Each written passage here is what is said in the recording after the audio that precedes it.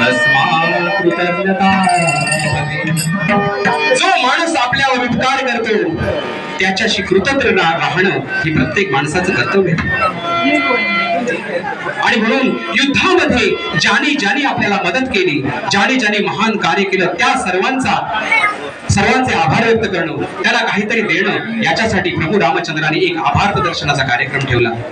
अनेक वानरवीर होते, असुर सुद्धा होते, अनेक साथीदार होते, आजूबाजूच्या राज्यातील राजकर्ते होते, सगळ्यांसाठी आभार प्रदर्शनाचा कार्यक्रम ठेवला गेला आणि प्रत्येकाला बोलावून आभूषण देण्यात आली। प्रत्येकाचा सत्कार केला गेला। जसं माणसाचं काम तसं त्याचा सत्कार असतो बघा। सत्कारामध्ये सुद्धा प्रकार आहे, कोणाचा गुलाब देऊन करतात, कोणाचा गुलाब पुष्प देऊन करतात, कोणाचा मोठा बुके देऊन करतात।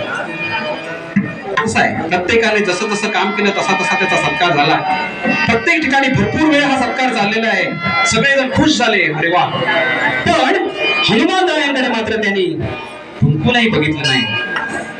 हनुमान रायाला त्याचा काही फरक नाही हो, पण बाकीच्या लोकांना फरक पडला। म्हणतात, अरे ज्याच्यावर ब्रह्मांड ओवाळून टाकावं असा हा थोर हनुमान, ज्यानं द्रोणागिरी आणला, ज्यानं सीता शुद्धी केली, ज्यानं सीतेचा शोध लावला, ज्यानं मही रावणाचं मृत्यूचं रहस्य तिच्या पत्नीकडून ऐकवून घेतलं, तो महान मारुतीराया। आणि अशा मारुतीकडे प्रभू रामचंद्र पाहत सुद्धा नाहीत। काय हा देवदुर्विलास, नक्की काय घडलंय? मात्र प्रभू रामचंद्र वैकुंठीच्या नारायणाचा अवतार आहे, विष्णूचा 7वा अवतार असलेले प्रभू रामचंद्र सगळ्यांचं आभूषण देऊन, सगळ्यांचे सत्कार सवय संपल्यानंतर अलगद सिंहासनावर दिष्ट झाले, आता राजा झालेत ते, आणि स्वतः उतरून प्रत्येकाला त्यांनी इथे बोलावून घेतलं। मात्र हनुमान रायांकडे ते स्वतः गेले, कारण हनुमान राय तिथे गेला नाही, त्याला आभूषण घेण्याची गरज नाही। प्रभू रामचंद्र हनुमानाकडे निघून गेले, हनुमानापर्यंत पोहोचले, आणि हनुमानापर्यंत पोहोचताच प्रभू रामचंद्र हनुमान रायांना विचारतायत, सख्या हनुमंता, माझ्यासाठी अरे काय काय केलंस तू?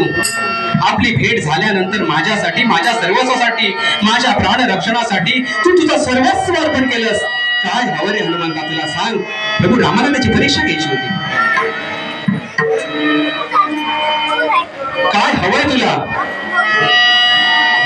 मगाशीच मी विचारला प्रश्न, परमेश्वर जर आपल्याला प्रसन्न झाला तर आपण त्याच्याकडे काय मागू? हनुमान रायाला मात्र काय हवं होतं? हनुमान रायाने ताबडतोब त्याचे प्रभू रामांचे चरण धरले आणि तो सद्गदित स्वरात म्हणायला लागला, प्रभो मज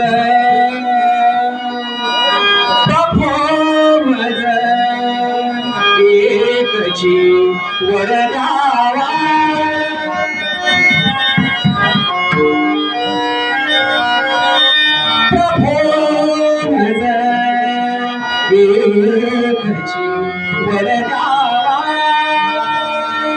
या चरणांच्या ठाई मजला निश्चल भावना, एकची वरदावा, एकची वरदावा, एकची वरदावा।